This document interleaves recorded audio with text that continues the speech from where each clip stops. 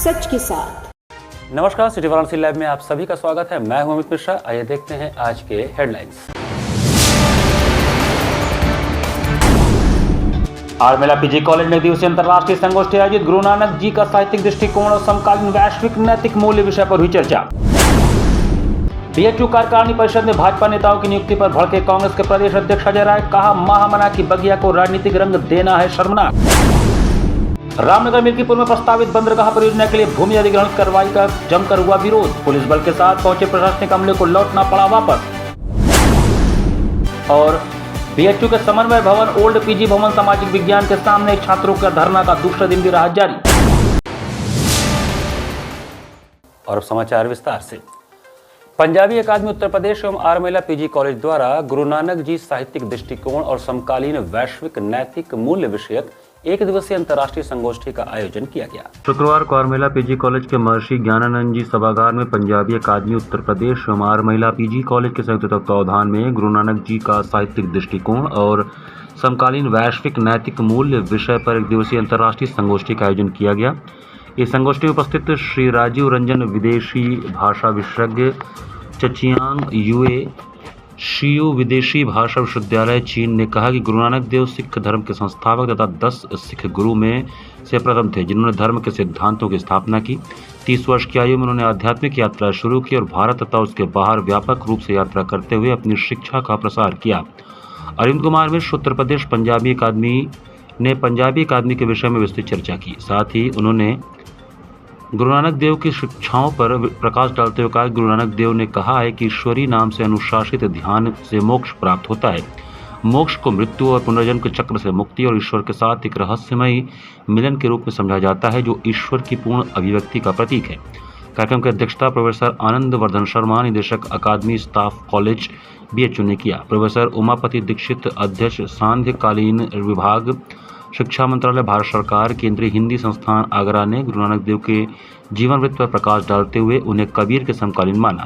Doctor विवेक Mani Tripathi, associate professor Hindi, क्वांतोंग विदेशी भाषा विश्वविद्यालय चीन ने कहा कि गुरु नानक देव अपने शिष्यों के साथ चारों दिशाओं के सभी प्रमुख स्थानों में यात्राएं किए तथा अंत में ईरान, अफगानिस्तान और अरब की यात्रा की। उनकी यात्रा का मूल उद्देश्य तत्कालीन सामाजिक, धार्मिक, राजनीतिक परिस्थितियों को समझना था। कार्यक्रम का शुभारंभ दीप प्रज्वलन एवं महाविद्यालय कुलगीत से हुआ। स्वागत भाषण महाविद्यालय की प्राचार्य प्रोफेसर रचना दुबे ने किया। कार्यक्रम का संचालन डॉक्टर मीनाक्षी मिश्रा, कार्यक्रम संयोजन अजय कुमार पांडे, संयुक्त सचिव सचिवालय उत्तर प्रदेश तथा प्रोफेसर सुचिता त्रिपाठी, हिंदी विभाग आरमेला पीजी कॉलेज तथा धन्यवाद ज्ञापन डॉक्टर वंदना चौबे के द्वारा किया गया। भाजपा नेताओं की नियुक्ति काशी हिंदू विश्वविद्यालय की कार्यकारिणी परिषद में होने को लेकर सियासी घमासान तेज हो गया है। काशी हिंदू विश्वविद्यालय की कार्यकारिणी परिषद में भाजपा नेताओं की नियुक्ति पर सियासी घमासान तेज हो गया है। कांग्रेस के प्रदेश अध्यक्ष अजय राय ने आज अपने लौरा में स्थित कैंप कार्यालय में प्रेस वार्ता कर इसे आरएसएस एजेंडे की घुसपैठ बताया। उन्होंने कहा कि महामना मदन मोहन मालवीय की स्थापना को राजनीतिक रंग देना शर्मनाक है। प्रेस वार्ता की शुरुआत बीएचयू के संस्थापक मदन मोहन मालवीय जी के छायाचित्र पर माल्यार्पण और पुष्पांजलि से हुई। अजय राय ने कहा कि कार्यकारिणी परिषद में पूर्व केंद्रीय मंत्री, भाजपा के क्षेत्रीय अध्यक्ष और शहर के मेयर को शामिल करना दुर्भाग्यपूर्ण है। अजय राय ने आगे कहा कि बीएचयू को शिक्षा और शोध का अंतर्राष्ट्रीय केंद्र माना जाता है, लेकिन आज इसे भाजपा आरएसएस के ठिकाने में बदला जा रहा है। कार्य परिषद में शिक्षाविद, वैज्ञानिक, पद्म पुरस्कार सम्मानित लोग होने चाहिए, न कि राजनेता।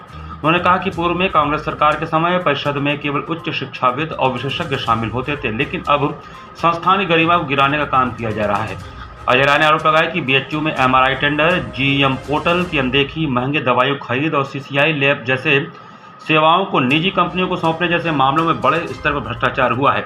250 करोड़ सालाना अनुदान के बावजूद मरीजों को दवाएं और भोजन नहीं मिल रहा। आईसीयू की हालत जर्जर है और सीसीआई लैब का निजीकरण करके गरीबों को लूटा जा रहा है। ये पूरी तरीके से बीएचयू के अंदर जो एग्जीक्यूटिव काउंसिल बनाई गई है उसमें आरएसएस और बीजेपी के लोगों को बैठा दिया गया है, आप देख सकते हैं। और ऐसे लोग जो वर्तमान में क्षेत्रीय अध्यक्ष हैं और उसमें वर्तमान में पूर्व प्रदेश अध्यक्ष को बना दिया गया, मेयर को बना, ये क्या है? एग्जीक्यूटिव काउंसिल बना रहे हैं या पूरा आरएसएस का अड्डा बना रहे हैं आप? और उसमें ऐसे व्यक्ति को नॉमिनी किया गया है जो आईटी बिटिया के साथ रेप में व्यक्ति रहा है, सक्षम पटेल, उसके एक सगे संबंधित को बनाया गया। क्या माहौल बनेगा बीएचयू का? जिस बीएचयू की मर्यादा मालवीय जी ने देश और पूरे दुनिया के अंदर विख्यात किया, आज पूरी तरीके से वो मर्यादा तार तार हो रही है। शिक्षाविद और जो हमारे वहाँ के तमाम ऐसे लोग हैं जो BHU को आगे बढ़ाने में अपना पूरा जीवन लगाए, वो सबकी आज पूरी तरीके से मर्यादा का हनन हो रहा है और अपमान किया जा रहा है। और मोदी जी के रहते मोदी यहाँ के सांसद हैं, देश के प्रधानमंत्री हैं, और वो पूरी तरीके से आज आम जनता आज बहुत ही परेशान है, दुखी है। खासकर बच्चे बच्चियाँ जो पढ़ने वाले हैं वो आज है कि ऐसे ये पूरी RSS को वहाँ बैठाया जा रहा है, और ऐसे व्यक्ति जो रेप का व्यक्ति रहा हो, BHU में बिटिया के साथ रेप किया, उसके संबंधित को उसमें स्थान दिया गया है। क्या है पॉलिटिकल लोग मांग ये है कि तत्काल इस एग्जीक्यूटिव काउंसिल को भंग करें, और जैसे पूर्व की एग्जीक्यूटिव काउंसिल हमारे समय की थी, सभी शिक्षाविद, वैज्ञानिक, पद्म विभूषण, पद्मश्री, ऐसे लोग जो पूरे देश के अंदर हैं, जिनका vice chancellor, ex vice chancellors, उनको इसमें नॉमिनी किया जाए और उसको बैठाया जाए, न कि RSS का उसको अड्डा बनाया जाए, और न ही उसमें जो भारतीय जनता पार्टी के क्षेत्रीय अध्यक्ष, भारतीय जनता पार्टी के सक्रिय जो काम कर रहे हैं, उनको अब एग्जीक्यूटिव काउंसिल बैठा रहे हैं। इसका विरोध आप लोग करेंगे? निश्चित तौर से आम जनता इसका विरोध करेगी, आम लोग विरोध करेंगे, शिक्षाविद विरोध करेंगे। मैं आज विरोध के नाते ही प्रेस में आपसे वार्ता कर रहा हूं, और निश्चित तौर से हम अगर ये बात नहीं मानी जाएगी तो कांग्रेस पार्टी सड़कों पर इसका विरोध करेगी। रामनगर के मच्छरहट्टा वार्ड में निजी जमीन पर खड़ंजा बिछाकर रास्ते का निर्माण करने को लेकर हंगामे की स्थिति उत्पन्न हो गई। रामनगर में स्थानीय मच्छरहट्टा वार्ड में गुरुवार दोपहर उस समय हंगामा की स्थिति उत्पन्न हो गई, जब स्थानीय पार्षद पति मनोज यादव और ठेकेदार निजी जमीन के ऊपर खड़ंजा बिछवाकर रास्ते का निर्माण करवा रहे थे। उसी दरमियान राजेश सोनकर अपने परिवार के साथ पहुंचकर खड़ंजा लगाने का विरोध करने लगे। राजेश का कहना था कि उनके हिस्से की जमीन पर बगैर उनकी अनुमति के रास्ता बनवाया जा रहा है।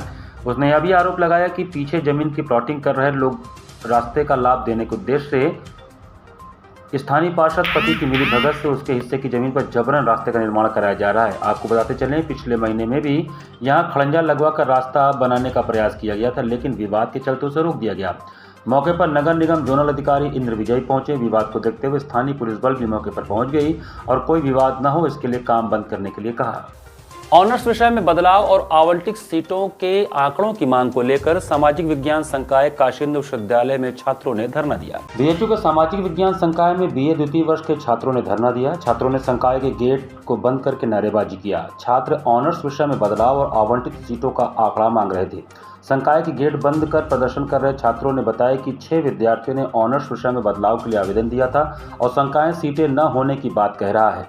संकाय की ओर से जानकारी दी जाए कि कुल कितने छात्रों को राजनीति विज्ञान ऑनर्स में प्रवेश दिया गया है। संकाय के सभी गेट बंद होने के कारण अन्य छात्रों को आने जाने में समस्या हुई। छात्रों को समझाने के लिए प्रोक्टोरियल बोर्ड की टीम भी वहां पहुंची, लेकिन छात्रों का धरना लगातार जारी रहा। छात्रों का कहना था कि जब तक हमें लिस्ट नहीं मिल जाती तब तक हम धरना समाप्त नहीं करेंगे। छात्रों को समझाने के लिए छात्र सलाहकार भी मौके पर पहुंचे, लेकिन छात्रों द्वारा सीट बढ़ाने की मांग की जा रही थी। विकास सोनकर ने कहा कि BA ऑनर्स पॉलिटिकल साइंस में सीट बढ़ाने की मांग को लेकर हमारा विरोध चल रहा है। उन्होंने कहा, मैम द्वारा हम लोगों को धमकी दी गई कि हम बढ़ा सकते, लेकिन तुम लोगों के विरोध कारण अब सीट नहीं बढ़ाई जाएगी। उन्होंने कहा कि हम लोगों के इकोनॉमिक्स सब्जेक्ट में इंटरेस्ट नहीं है, उसमें हमें बैंक मिल रहा है, इसलिए हम लोग पॉलिटिकल साइंस में पढ़ना चाहते हैं। बहुत बच्चों का इकोनॉमिक्स है तो पॉलिटी में कराना चाहते हैं। ऑनर्स चेंज होता है, हर साल की बात है, और बच्चे चेंज कराते भी हैं। जिनको पसंद नहीं है तो अपना चेंज कराएंगे ही। तो यहाँ पे मैक्सिमम जो सीटें थी 35 थी, और बच्चों ने फॉर्म भरा था 42, तो सीटें तो फुल हो गई हैं। लेकिन कुछ बच्चे ने वापस भी कर लिया। बस 5-6 बच्चे और हैं जिनको पॉलिटी में एडमिशन चाहिए। तो मैम कह रहे हैं कि मैं सीट नहीं बढ़ा सकती हूँ, बल्कि वो चाहे तो कुछ भी कर सकती हैं। डीन है, BA का सीट बढ़ाना बहुत बड़ी बात होती नहीं है। अगर आप चाहेंगे 5-6 सीट बढ़ जाएगा। जैसे 100 बच्चे पढ़ रहे हैं वैसे 5-6 बच्चे और बैठ के पढ़ लेंगे। ऐसा नहीं कि उनके लिए अलग से प्रोफेसर बुलाया जाएगा या चूड़ी बुलाया जाएगा। पढ़ना उनको भी है, हमें भी है। हम कल भी धरना दिए थे, कहते कार्रवाई होगी, लेकिन कोई सुनवाई नहीं। डीन मैम यहाँ से भाग चुकी हैं, पता नहीं कहाँ कहीं कोई वो नहीं है, और कोई टीचर सुन नहीं रहा है। अभी को प्रोग्राम था, यहाँ सेमिनार है फूलन देवी जी का, तो अभी को हम लोग गेट बंद किए, तब इन लोग को काने में आवाज़ आ गई है। नहीं तो हम लोग सुबह से बिना खाए पिए से बैठे हैं, कोई सुनवाई नहीं है। शुक्रवार को गोल्डन इंडिया पब्लिक स्कूल एवं लिटिल फ्लावर हाउस ककरमत्ता में इनरव्हील क्लब की तरफ से सर्वाइकल कैंसर वैक्सीनेशन कैंप का आयोजन किया गया। Inner Wheel club of Varanasi south के सौजन्य से शुक्रवार को गोल्डन इंडिया पब्लिक स्कूल व लिटिल फ्लावर हाउस ककरमत्ता में सर्वाइकल कैंसर वैक्सीनेशन कैंप का आयोजन किया गया।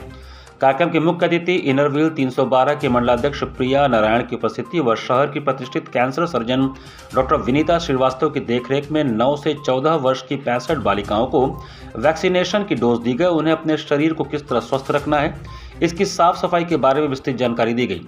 कार्यक्रम में विशेष रूप से क्लब अध्यक्ष खुशबू जायसवाल ने सभी का स्वागत किया। सचिव रक्षा मल्होत्रा व यमुना सिंह की विशेष रूप से उपस्थिति रही। कार्यक्रम का संचालन रेणु कैला ने किया।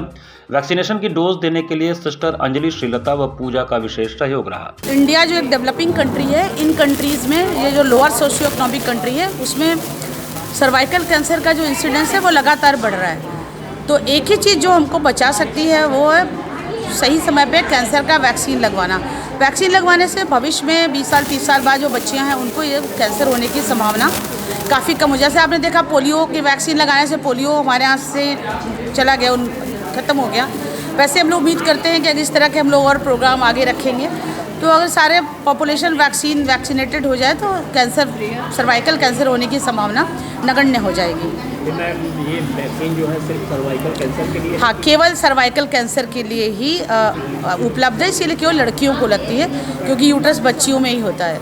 आज वैक्सीन लगाई जा रही है लड़कियों को जो 9 से 14 साल है, वो सर्वाइकल कैंसर की मुक्ति के लिए कि मतलब उनको आगे फ्यूचर में जाके जो सर्वाइकल कैंसर आजकल लड़कियों में, औरतों में बहुत ज़्यादा मात्रा में फैल रही है, ये कैंसर की बीमारी बहुत ज़्यादा हो रही है। तो इसकी वजह से ये हम लोग की रोकथाम के लिए हम लोग ने ये वैक्सीन का इंतज़ाम करवाया। सर्वाइकल कैंसर वैक्सीनेशन का कार्यक्रम हो रहा है जिसमें 200 लड़कियों को जिसका उम्र 9 से 14 साल का है उनको वैक्सीन लगवाया जा रहा है। आजकल बहुत बड़ी बीमारी हो गई है सर्वाइकल कैंसर। इसकी मुहिम में सरकार भी बहुत प्रयास कर रही है और वो हम लोग भी इसके सरकार के साथ साथ लग कर के हर साल हम लोगों का भी एक मुहिम रहता है कि इस वैक्सीन को जितना जल्दी से जल्दी हो सके, जितनी मैक्सिमम लड़कियों में हो सके इसको लगवा लिया जाए, जिससे आगे आने वाले समय में ये कैंसर ना फैले और ना बढ़े। जिस तरह से पोलियो को ख़त्म किया गया है, इनरव्हील का भी अपना एक मोटो है कि इस मुहिम को ख़त्म करके रहेंगे, चाहे इसके लिए हमको जितने साल लड़ना पड़े, जल्दी से जल्दी इस सर्वाइकल कैंसर वैक्सीन को ख़त्म करके वैक्सीन के माध्यम से करेंगे। आज रामनगर मिल्कीपुर में प्रस्तावित बंदरगाह परियोजना को लेकर ग्रामीणों का आक्रोश चरम पर है। रामनगर मिल्कीपुर में प्रस्तावित बंदरगाह परियोजना एक बार फिर विवादों में आया। शुक्रवार को मिल्कीपुर गांव में भारी पुलिस बल के साथ पहुंचे प्रशासनिक अमले को ग्रामीणों, विशेषकर महिलाओं के उग्र विरोध का सामना करना पड़ा। महिलाएं पुलिस के सामने डटकर खड़ी हो गई और जमीन अधिग्रहण का विरोध किया। उन्होंने प्रशासन पर धक्का मुक्की जबरन जमीन कब्जाने का आरोप लगाया। ग्रामीणों का कहना है कि उन्हें पूर्व में कोई स्पष्ट सूचना नहीं दी गई थी। ग्रामीणों के अनुसार अचानक पुलिस बल के साथ जमीन खाली कराने की कोशिश की गई। उनका मानना है कि यह लोकतांत्रिक प्रक्रिया का उल्लंघन है।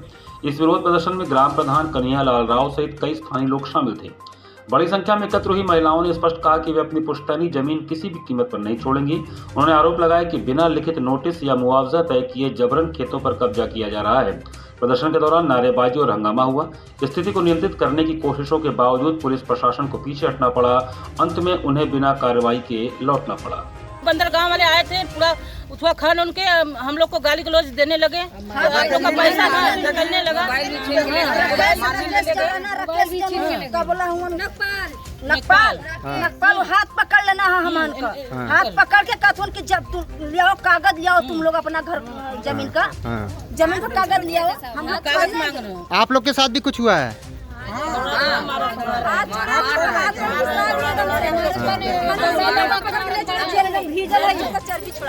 अभी जिलाधिकारी से कुछ दिन पहले यहाँ के सांसद ने मुलाकात की थी और उन्होंने ये आश्वासन दिया था कि जब तक गांव वालों से बात नहीं हो जाएगी यहाँ कोई काम नहीं होना चाहिए। इस तरीके से यहाँ तानाशाही की जा रही है प्रशासन द्वारा। पूरे गांव में इस वक्त आक्रोश व्याप्त है और डीएम साहब आपसे निवेदन है कि इस पर आप संज्ञान लें।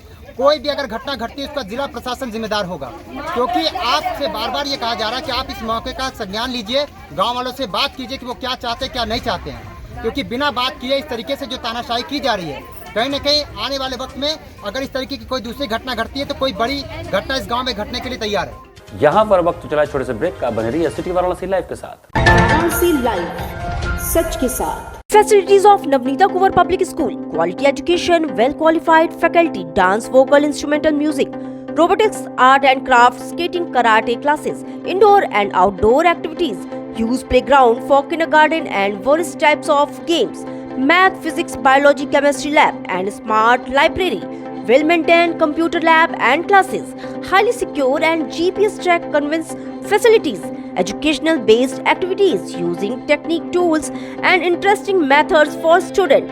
Navneeta Kuvar Public Schools, Swahid near BHU Hyderabad Gate, Varanasi.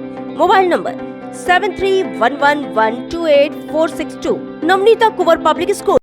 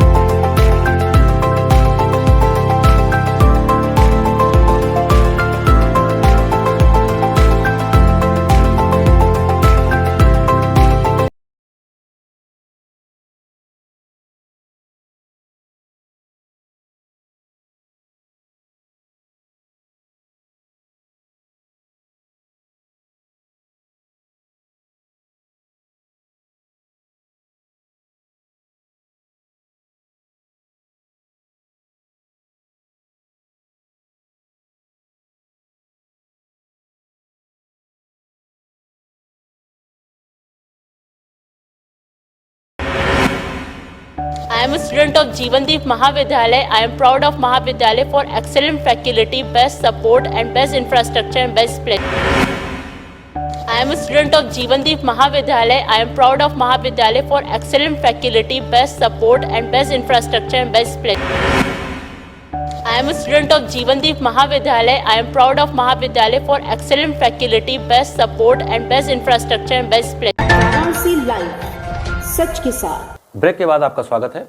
शुक्रवार को inner wheel club of Varanasi north का भव्य शपथ ग्रहण समारोह संपन्न हुआ। Inner wheel club of Varanasi north का भव्य शपथ ग्रहण समारोह 25 जुलाई शुक्रवार को होटल अर्काडिया रोडवेज में सफलतापूर्वक संपन्न हुआ। इस अवसर पर निवर्तमान अध्यक्ष नीता सहगल ने नवनिर्वाचित अध्यक्ष उषा जगनानी को कॉलर पहनाकर पदभार ग्रहण कराया। वहीं सचिव पद पर रेणु सिंह ने नवनिर्वाचित सचिव निर्जा जायसवाल को पिन पहनाकर उन्हें पद की शपथ दिलाई। कार्यक्रम में मुख्य अतिथि डिस्ट्रिक्ट चेयरमैन प्रिया नारायण थी, जिन्होंने समारोह की गरिमा को और बढ़ाया एवं अपने प्रेरणादायक विचारों से सभी को संबोधित किया। इस अवसर पर उन्होंने क्लब के 3 सदस्यों को डिस्ट्रिक्ट स्तर पर महत्वपूर्ण जिम्मेदारियां सौंपने की घोषणा की। नवनिर्वाचित अध्यक्ष उषा जगनानी ने अपने संबोधन में क्लब की सभी सदस्यों का वर्ष भर सहयोग देने के लिए आभार व्यक्त किया तथा समाज सेवा के लिए प्रतिबद्ध रहने की बात कही। समारोह के दौरान क्लब द्वारा किए गए प्रोजेक्ट की जानकारी दी गई। कार्यक्रम का संचालन सुनीति शुक्ला द्वारा किया गया। स्वागत भाषण नीता सहगल ने, गणेश वंदना सोनम चतुर्वेदी ने तथा धन्यवाद ज्ञापन श्रीमती सुनीति शुक्ला द्वारा प्रस्तुत किया गया। गरीब इस बच्चों की पढ़ाई के लिए बहुत आगे उनको अग्रसर करते हैं और लड़कियों को रोजगार की कोशिश करते हैं कि उन्हें रोजगार दिलाया जाए, वे स्वावलंबी बने, उनके हेल्थ के ऊपर ध्यान देते हैं, उन्हें बहुत सारी शिक्षाएं प्रदान की जाती हैं और अपने देश को आगे बढ़ाने के लिए उन्हें स्वावलंबी बनाया जाए। कारगिल विजय दिवस के अवसर पर 26 जुलाई शनिवार को के.एन. उडब्बा सभागार काशी हिंदू विश्वविद्यालय में शहीद योद्धाओं को समर्पित देशभक्ति कार्यक्रम का आयोजन होगा। 26 जुलाई को कारगिल विजय दिवस के अवसर पर काशी हिंदू विश्वविद्यालय परिसर स्थित के.एन. उडब्बा सभागार में छात्र नेता विवेक सिंह व अभिषेक के नेतृत्व में कार्यक्रम आयोजित किया जाएगा। इस संदर्भ में शुक्रवार को मधुबन में एक प्रेस वार्ता कर बताया गया कि इस कार्यक्रम के मुख्य अतिथि सुनील देवधर जी होंगे। छात्र नेता विवेक सिंह ने कहा कि कारगिल युद्ध में बलिदान हुए सभी वीर जवानों को याद किया जाएगा एवं उनके शौर्य गाथा का महिमा मंडन होगा। कार्यक्रम में स्थानीय विधायक सौरभ श्रीवास्तव सहित शिक्षक, छात्र छात्राएं सभी लोग उपस्थित रहेंगे। कार्यक्रम की शुरुआत 12 बजे दिन में होगा। विवेक सिंह ने सभी काशीवासियों तथा छात्र छात्राओं से निवेदन किया कि इस कार्यक्रम में बढ़ चढ़कर हिस्सा लें एवं देश के प्रति प्रेम को दर्शाएं। कल 26 जुलाई 2025 को BHU यूनिवर्सिटी में हम लोग के.एन. उडप्पा सभागार में 12 बजे से कारगिल विजय दिवस का आयोजन किए हैं।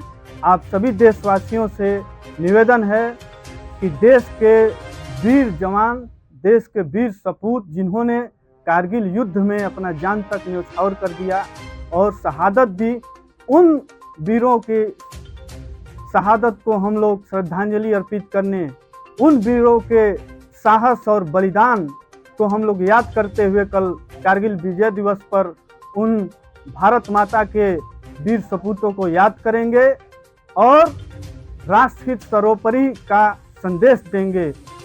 मुख्य अतिथि इसमें सुनील देवधर जी हैं और काशी हिंदू विश्वविद्यालय के समग्र छात्र छात्राएं एवं प्रोफेसर शिक्षक महोदय सब लोग आ रहे हैं। आप सभी भारतवासियों से निवेदन है, कल कारगिल विजय दिवस समारोह में आप सभी लोग आकर के राष्ट्रहित सर्वोपरि का संदेश दें।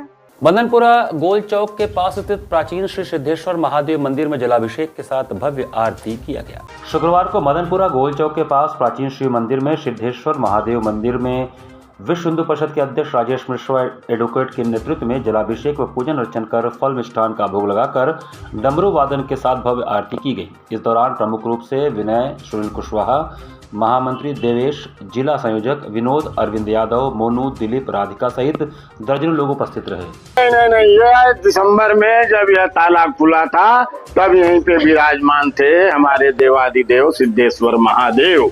यहाँ पर विराजमान थे, केवल थोड़ा गंदगी थी। 40 वर्ष से ताला बंद था, इसलिए वो महादेव जी की मूर्ति यहाँ पर है। हाँ, महादेव जी का अर्घा शिवलिंग सब विराजमान है। 2 एकदम यथावत पूर्ववत स्थापित है। एक खंडित है, लेकिन यह 2 पूर्ववत स्थापित चला आ रहा है। जो हम लोगों ने प्रथम दृष्टिपात जब इस मंदिर में किया था तो इन्हें यहाँ पे विराजमान पाए। मानसून में होने वाली बीमारियों तथा उससे लड़ने के बारे में जानकारी देते हुए डाबर इंडिया लिमिटेड की ओर से परमानंदपुर में जागरूकता शिविर का आयोजन किया गया। भारत के लोग सबसे ज़्यादा मानसून का इंतजार करते हैं क्योंकि यह चिलचिलाती गर्मी से राहत देकर हमें फिर से तरोताज़ा कर देता है, लेकिन हमारे भीतर नई ताजगी का संचार करने के साथ साथ यह मौसम कई तरह की बीमारियां भी साथ लाता है। रोग प्रतिरोधक क्षमता के कमज़ोर होने पर हम उनकी चपेट में आ सकते हैं और खासकर बच्चे से प्रभावित होते हैं। तापमान में कमी और नमी के स्तर में वृद्धि के कारण मानसून के दौरान संक्रमण होना एक आम बात है। आमतौर पर मानसून में सर्दी एवं खांसी, मलेरिया, डेंगू, टाइफाइड और निमोनिया जैसी बीमारियां फैलती हैं। उष्ण, नम और आर्द्र जलवायु के कारण कई तरह के संक्रमण हो सकते हैं जो प्रतिरोधक क्षमता के कमजोर होने पर ज़्यादा तेजी से फैलते हैं। इसी को ध्यान में रखते हुए शुक्रवार को डाबर की ओर से विकास इंटर कॉलेज परमानंदपुर में जागरूकता शिविर का आयोजन किया गया, जिसमें स्कूल के बच्चों को मानसून से होने वाली बीमारियों तथा उससे लड़ने के बारे में बताया गया। Amit Garg, marketing head health supplements, Dabur India limited ने कहा, आयुर्वेद की समृद्ध विरासत और प्रकृति के गहन ज्ञान के साथ डाबर ने हमेशा प्रामाणिक अध्ययन के माध्यम से सभी के लिए सुरक्षित, लागत प्रभावी और प्रभावी स्वास्थ्य देखभाल पर ध्यान केंद्रित किया है। आयुर्वेद पुस्तकें, पांडुलिपियाँ हम अपने उत्पाद के माध्यम से वर्तमान में भारत में विभिन्न बीमारियों से निपटने का प्रयास कर रहे हैं। भारत में लोग अपने प्राकृतिक गुणों के कारण चिकित्सा हस्तक्षेप के रूप में हर्बल और वनस्पति अर्क को पसंद करते हैं। डाबर च्यवनप्राश आयुर्वेद के प्राचीन भारतीय ज्ञान और विज्ञान की अत्याधुनिक तकनीक से तैयार किया गया फार्मूलेशन है। यह उत्पाद खुद को दिन प्रतिदिन के विभिन्न संक्रमणों से बचाने का एक आदर्श तरीका है। डाबर ने कई प्रकार के नैदानिक एवं पूर्व नैदानिक अध्ययनों का संचालन किया है जो रोग प्रतिरोधक क्षमता, मौसम के दुष्प्रभावों, नासिका संबंधी एलर्जियों, संक्रमण इत्यादि पर लाभकारी प्रभावों की पुष्टि करता है। एलोपैथिक चिकित्सा विज्ञान में बीमारियों का इलाज किया जाता है, जबकि प्राचीन भारतीय जड़ी बूटियों और आयुर्वेद में दिए गए सूत्र हमारी जीवन शैली को स्वस्थ एवं ऊर्जावान बनाते हैं। तो बच्चों को हमें जागरूक करना है, क्योंकि इस टाइम क्या होता है, बच्चों का परीक्षा होता है और ये जो टाइम होता है बच्चों की जो इम्यूनिटी होती है, जो रोग प्रतिरोधक शक्ति है, वो थोड़ी कम होती है। तो उन बच्चों को आज हमने यही बताया कि इस टाइम में, खासकर ये जो मानसून का टाइम है, जब ऋतु परिवर्तन हुआ है, उस टाइम में बच्चों को कैसे अपने आप को स्वस्थ रखना है। तो ये हमने बताया क्या चीज़ खानी चाहिए, क्या नहीं खानी चाहिए। स्वच्छता एक बहुत इंपॉर्टेंट चीज़ है इस टाइम पे, साफ़ सफाई, क्योंकि बारिश होती है, मच्छर पनपते हैं, मच्छरों से कितनी बीमारियां होती हैं। ये सब बच्चों को हमने आज जागरूक किया है और मैं आशा करता हूँ ये आवाज़ आपके माध्यम से और बनारस के सभी बच्चों तक पहुँचेगी, बड़े बुजुर्गों तक पहुँचेगी और हम इस अभियान में सफल होंगे। आज डाबर कंपनी की तरफ से मैनेजर दिनेश कुमार जी ने बहुत अच्छा प्रोग्राम किया, बच्चों को मोटिवेट किया, स्वास्थ्य के बारे में बताया, बहुत अच्छा लगा और बच्चे बहुत खुश थे डाबर कंपनी का ये च्यवनप्राश ले करके। और हमने भी बच्चों को मोटिवेट किया कि फालतू चीज़ें खाने से बचें और च्यवनप्राश का उपयोग हमेशा करें, शाम को 1 चम्मच दूध के साथ, और बच्चे उसका अनुसरण भी करेंगे। इस तरह का जो प्रोग्राम होता है उससे कितना फ़ायदा होता है बच्चों को? बच्चों के अंदर बहुत फ़ायदा होता है। सच यही है कि बच्चे अभी छोटे हैं, उन्हें नई जानकारी रहती कि क्या खाने से क्या नुकसान होगा, क्या खाने से फ़ायदा होता है। जब इस तरह के कार्यक्रम होते हैं तो वो बच्चे मोटिवेट होते हैं और फालतू चीज़ें खाने से बचते हैं और फिर उनका जब फालतू चीज़ें खाने से बचते हैं तो उनका स्वास्थ्य सही रहता है और वो बीमारियों से दूर रहते हैं। शुक्रवार को श्री भोगी शयन विष्णु मंदिर अस्सी नगवा के परिक्रमा पथ के निर्माण हेतु भूमि पूजन एवं शिलान्यास हुआ। श्रीमद जगतगुरु रामानुज काशीपीठ सेवा संघ तत्वावधान में श्री भोगी शयन विष्णु मंदिर श्री भागवत विद्यालय 80 नगवा के परिक्रमा पथ के निर्माण हेतु भूमि पूजन एवं शिलान्यास शुक्रवार को हुआ। मुख्य अतिथि वाराणसी के महापौर अशोक तिवारी ने वेद मंत्रों के बीच भूमि पूजन व शिलान्यास किया। समारोह की अध्यक्षता पीठ के पीठाधीश्वर जगतगुरु रामानुजाचार्य श्री स्वामी ऋग्वेदाचार्य महाराज ने किया। विशिष्ट अतिथि पार्षद माधुरी सिंह के पति रविंद्र सिंह थे। परिक्रमा पथ का निर्माण जजमान विनय जायसवाल के सहयोग से किया जा रहा है। इस अवसर पर महापौर अशोक तिवारी ने कहा कि केंद्र एवं राज्य की भाजपा सरकार सबका साथ सबका विकास के तहत विकास कार्यों में लगी है और इसका यही प्रयास है कि कोई भी इससे अछूता न रहे।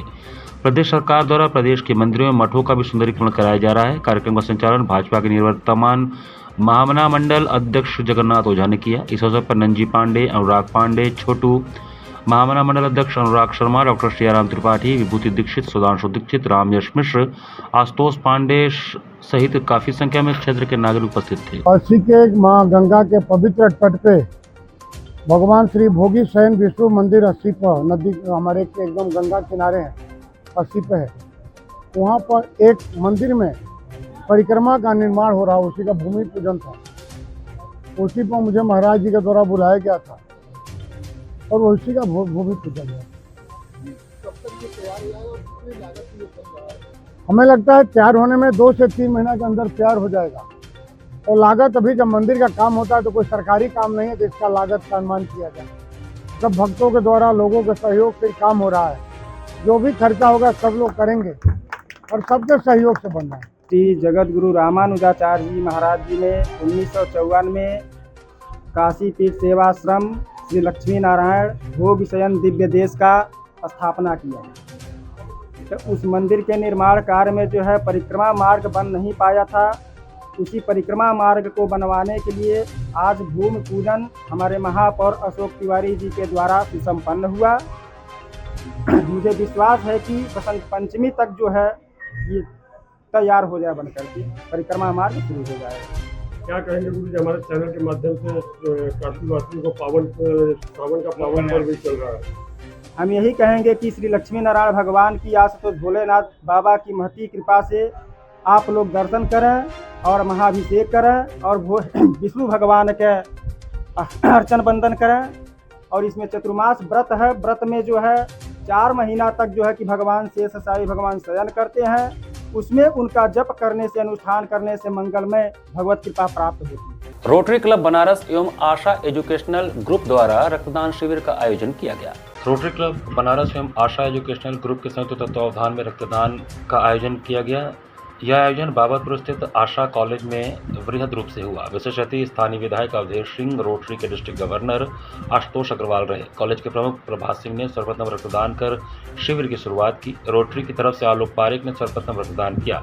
क्लब के सदस्यों एवं कॉलेज के सहयोग से कुल 106 unit blood Harshankaranand blood bank के संयोजक जय सिंह के सहयोग से दिया गया। कार्यक्रम में प्रमुख रूप से विजय जायसवाल, राकेश कोचड़, नीरज अग्रवाल, मनीष पांडे, डॉक्टर कमराज सिंह, धनंजय सिंह, जितेंद्र तिवारी, विपुल श्रीवास्तव, नीरज शर्मा, सुनील पारिक, ब्रजेश लाड, सचिन पारिक, विजय नरुला, अजय केजरीवाल, राजीव कक्कड़, संध्या जौहरी आदि सदस्य मौजूद रहे। कार्यक्रम के संयोजक रजनीश पांडे एवं विपुल श्रीवास्तव थे। हमारे शहर में जिनको भी ब्लड की समस्या होती है समय पर मिल नहीं पाता है, तो हम लोगों ने ये प्रण लिया है कि हम लोग मैक्सिमम ब्लड डोनेशन कैंप लगाएंगे। इस साल आगे भी लगाते रहेंगे और जिसको भी आवश्यकता वो हम लोग से संपर्क कर सकता है। कि ब्लड डोनेशन करना एक सबसे बड़ा समाज की सेवा है, क्योंकि ब्लड हमेशा ही जितनी भी आप इकट्ठा करिए हमेशा एक कमी लगा रहता है। बेसिक चीज़ है ब्लड डोनेट कैंप करने का, हम लोग को अवेयर करना है कि ब्लड देने से एक ब्लड यार 3 महीने में अगर आप देते हो तो उससे कहीं कोई इश्यूज नहीं होता जो है, और एक समाज की सेवा ही होती है। इसी के साथ सिटी वाराणसी लाइव का ये संस्करण हम ही समाप्त करते हैं। मुझे दीजिए आज्ञा। नमस्कार।